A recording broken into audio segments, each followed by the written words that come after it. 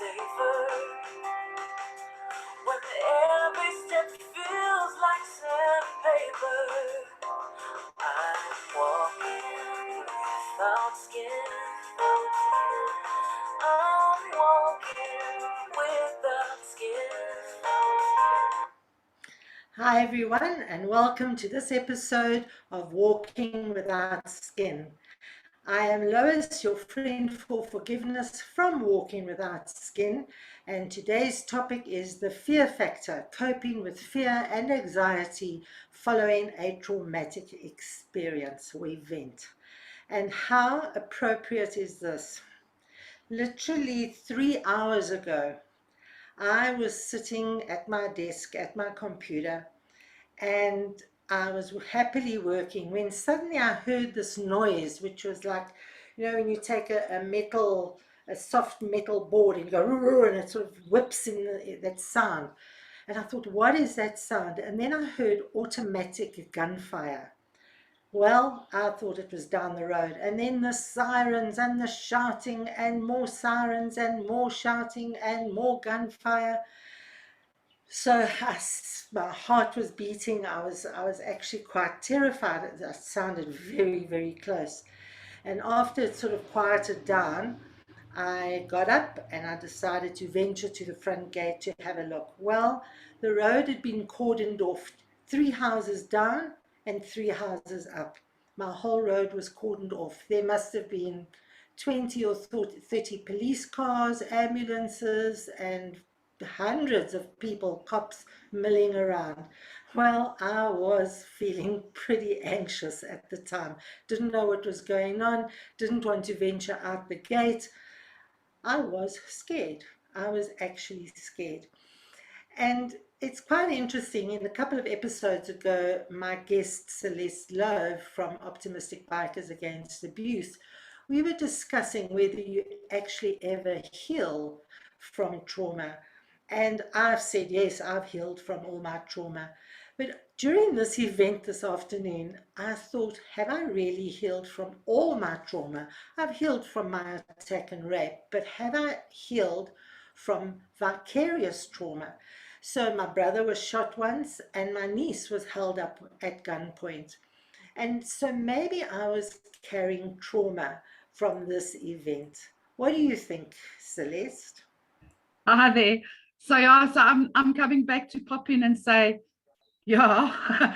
So we think we healed, right? And like I said, for me, it's always been, as soon as I say I think I'm healed, then something happens that shows me that maybe I'm not. And it could be like something that's in myself that I haven't healed, but it also could be secondary traumatization, like you're talking about, living through someone else's pain or whatever. But there always is more to heal, right?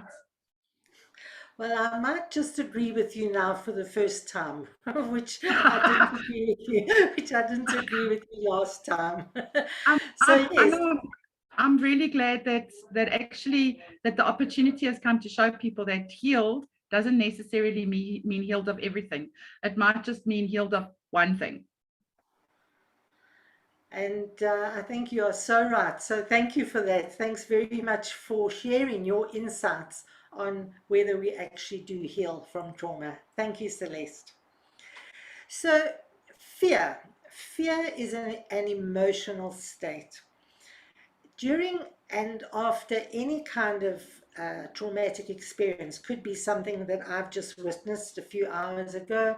It could be sexual abuse, gender-based violence. It could be murder, robbery, an accident, whatever has traumatized you. Or even, as we mentioned, if you're a witness to something or you're living through somebody else's experience vicariously, we start to feel anxious and afraid. And it's a normal reaction. We all get that reaction initially.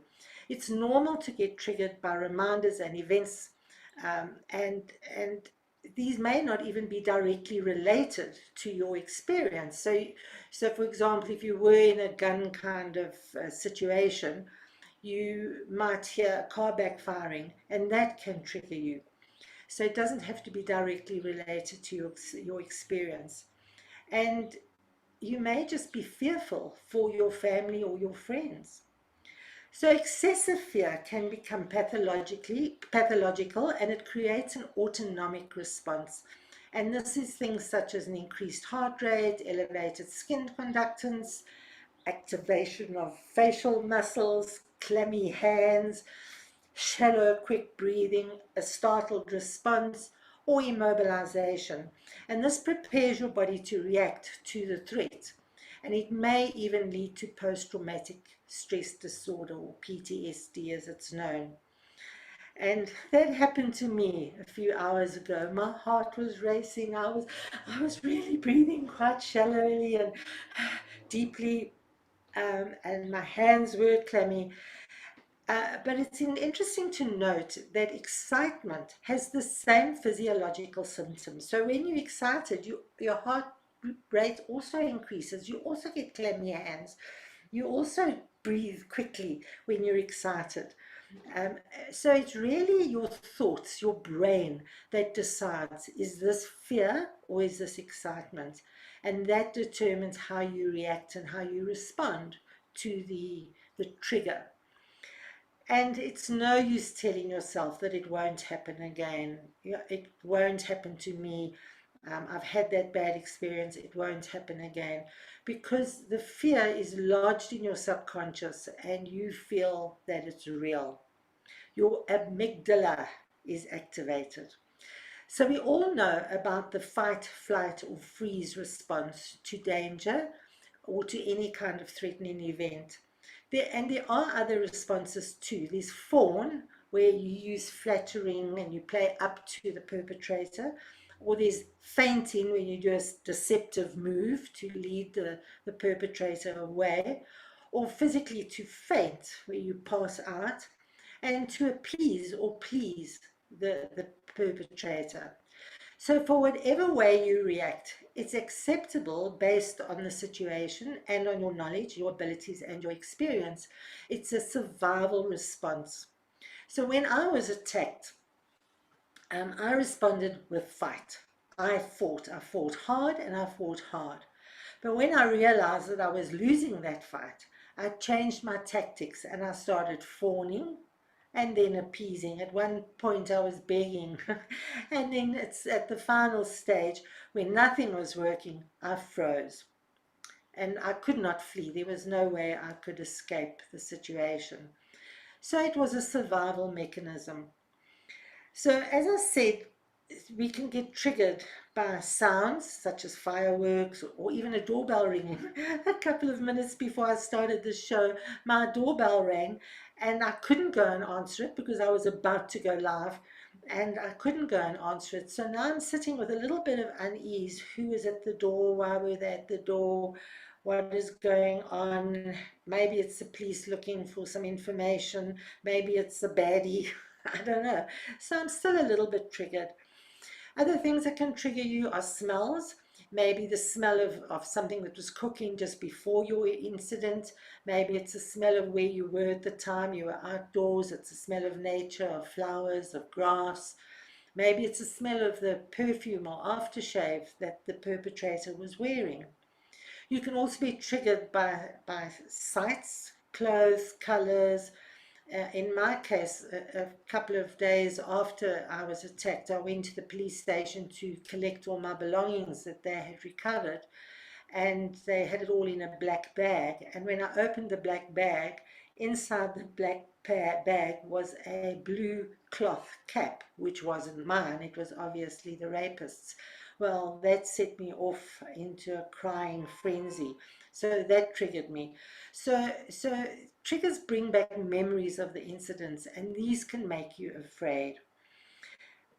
And so what is a trauma? It's a psychological stimulus that prompts involuntary recall of a previous traumatic experience. So in my case, whenever anybody walked up behind me, um, I would get really uptight because I was attacked from behind. And as a result, I always sit with my back to a wall so that nobody could walk behind me. So when trauma is triggered, the involuntary response can feel totally overwhelming, uncontrollable. You might have a panic attack.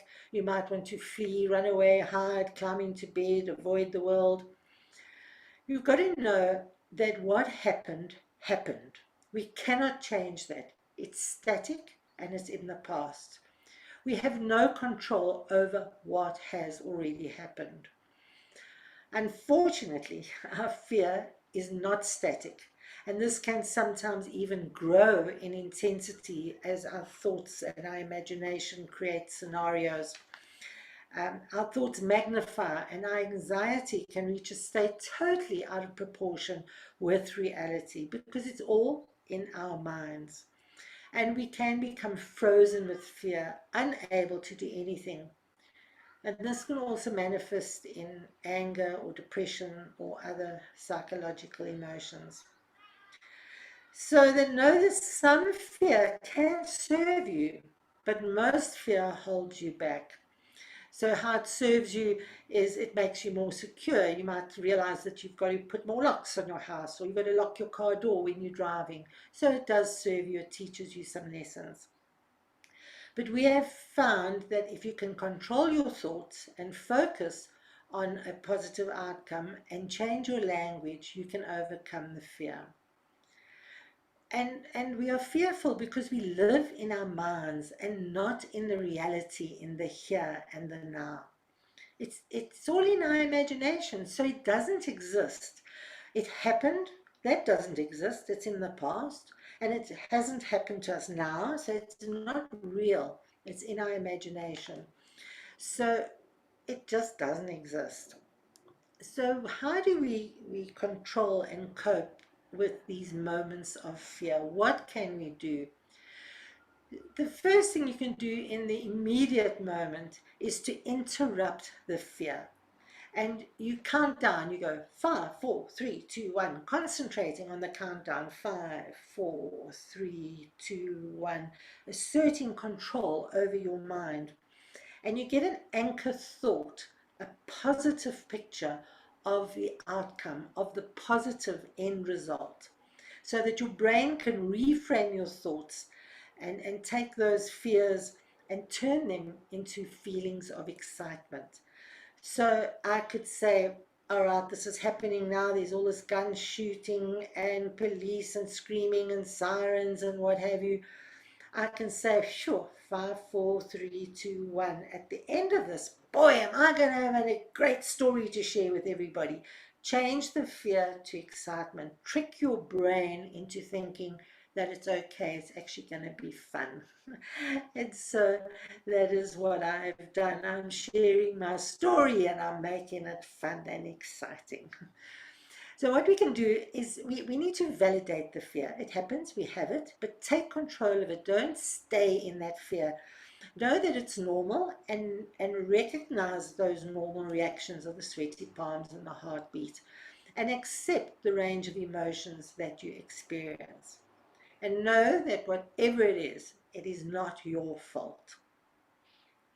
The next thing is to share and get support. And in the last couple of hours, I've shared the story a few times and it really has helped. And the story has become quite an intriguing story now. Now I want to know a little bit more about who and why and what and was there an ulterior motive. And it's very intriguing. But it's to share, after I was attacked and raped, I shared my story widely, and it helps so much to share your fears and your anxieties with other people. They can be friends, family, healers, coaches, therapists, whatever is right for you. And it helps if the people you share with are willing to listen to your fear and to share their own fear reactions to your fear. So after my attack, everybody was a little bit afraid and everybody was scared to go home alone. So we started fetching and carrying each other, so I would escort Sarah and Sarah would escort Maria, but then there was nobody to escort Maria. And so we had a good giggle about it, and that helped the situation as well when we could find a bit of humor in sharing the story. because we were all terrified to be on our own. But by sharing it and finding that it didn't quite work, this escorting each other, we had a good giggle. And then sharing tasks, especially tasks that are associated with the traumatic event. So when I was attacked, I was busy doing a job for a client, and of course the job never got finished. And my wonderful friends spent New Year's Eve sitting around finishing my job for me. How wonderful is that? Also important is to find company. Find places where you're not alone and create a safe, comforting environment.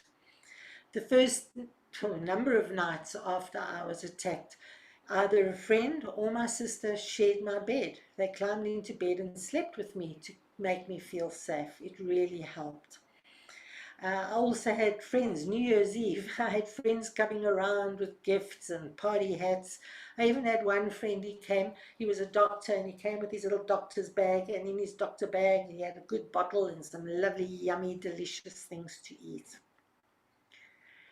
And then self-care. Self-care is an ongoing thing. We should be doing it anywhere, and it helps us alleviate all of our negative emotions. And that's just taking care of yourself, good sleep, eating properly, having regular routines and exercise. And then, as I was saying, that mindfulness, live in the present, be now, because the fear is not happening now. It happened then, and it may never happen in the future. So why are we worrying about it now? And you can use meditation or prayer to help. Breathing exercises are fantastic. Fear can also be regulated by what we call extinction. And that's a process where we create a new safety, a new happy memory that compete with the original conditioned memory. So we use visualizations and affirmations.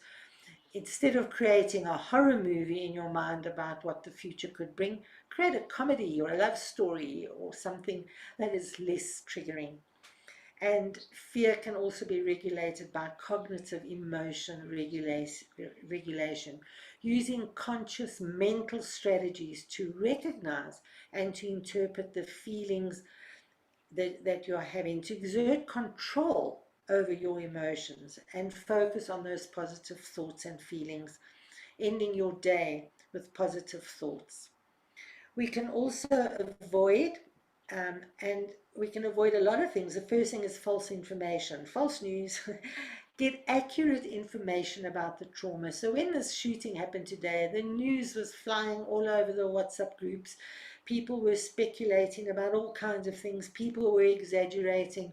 I was the closest. It happened literally 2 doors away from me, and I ended up speaking to one of the cops.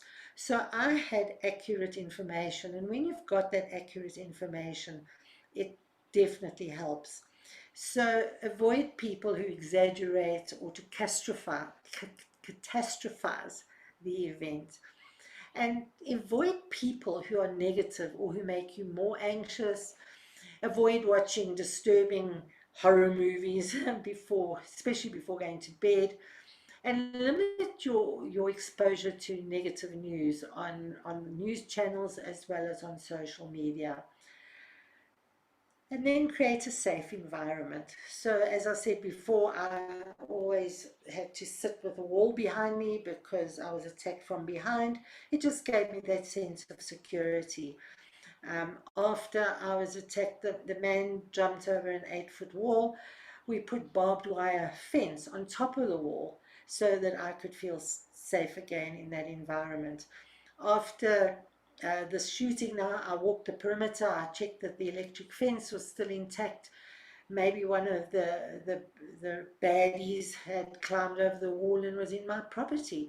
And so I just made that everything was secure and safe. I made sure that all the doors were locked, and maybe that's why when the doorbell went, I was a little bit triggered to wonder why my doorbell was ringing. So just make your place secure. And strategize for potential future situations. So we don't know what will happen, but if we know from past experience of things that do happen, then we just need to have some kind of crisis management in place. So lock your car door when you're driving, um, self-protection, some kind of judo or karate. I've got a friend called Smitty down in Cape Town. After I was attacked, I mean, I didn't know her then. I met her after I was attacked. She wanted to know my story. She teaches girls to protect themselves against rapists. And she's wonderful, and she's got some amazing tactics and solutions and ideas, and she's very humorous. And she asked if I could explain to her exactly what happened so that she can teach her girls how to defend themselves against that particular incident. So I showed her exactly how it happened. And then she asked me if I would come and witness these girls fighting off this attacker. And she had a big police colonel who was the attacker, and these little girls who were half my size were fighting off this man in the same scenario where how I was attacked. And they did it so easily because they didn't know how to fight.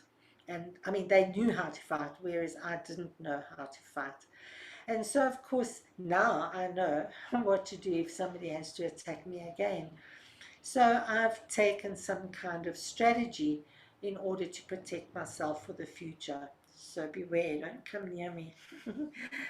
um, so we discovered that our strength of our fright was out of sync with reality. We really don't realize that the way the subconscious works, what is real, what is not real. We feel that it's real because it's in our brain, but it's not real. And if we can just be mindful and bring ourselves into the present, we can avoid that fear.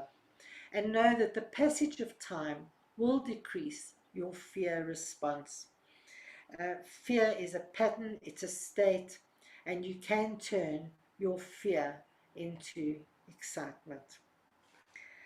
So, I've got so much more to share. This is a huge topic, and we could talk about each of those things in a lot more detail.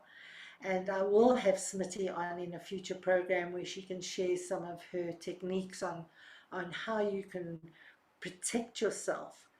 Smitty is a fifth or sixth dan karate expert, and she really understands how to defend yourself against a male or an attacker, a rapist in particular. So thank you very much for joining us today. I am Lois, your friend for forgiveness from Walking Without Skin. And you can reach me on walkingwithoutskin.com, which is my webpage. And I offer a free 30-minute discussion where we can discuss where you are on your journey of healing, on your journey of discovery, whatever it is that your journey is about. We can go through it in that half hour, and we can find out what your next step should be to find healing from whatever it is. It doesn't have to be as traumatic as my experience that I had all those years ago. It's now 25 years ago when I was attacked. But of course, there's all those other incidences. So I've now realized I need healing from gunshots. It is a bit triggering for me. And so I still need to work a little bit with that. So I can help you discover that. I can help you work with it. I do coaching. I also offer a program where I can help you discover who you are and what you want to be in your life. What is your true passion? Where are you going in your life? It's a 5-step program. It's 10 weeks where you can go from knowing yourself, understanding yourself, designing your brand, promoting yourself, and really getting yourself out there. I'm also, as your friend for forgiveness, I can teach you how to forgive. People say, how is it possible to forgive the unforgivable? And when you know how, it's actually very, very easy. And that will come in some of my future episodes. So I would love you all to join me either there or on my Facebook page, Walking Without Skin. Very easy to find me. And do tune in to the next episode every Monday at 7 a.m. PT time, 5 p.m. South African time. And I would love you to join me and participate in this program where we can have a discussion about your journey and about overcoming trauma. So today was about overcoming fear, and we will have lots more uh, discussions around this topic going forward. I'll get a few experts on the topic to come in as well in the future. And let's all overcome that fear. Let's live in the now. Let's just be present and happy. I wanna live, I wanna love, I want all the good things life is made of. I won't let you win, you don't have control. You stole what you could, but you don't get my soul. With every day I'm getting stronger, and soon I won't be any longer. Walking without skin, don't wanna be walking without skin. Won't find me walking without skin. Beautiful music composed by Steve Silo of Music for the Soul and sung by Denise Green, specifically for Walking Without Skin, to help people on their journey of healing and suffering. So I invite you all to forgive and to fly free.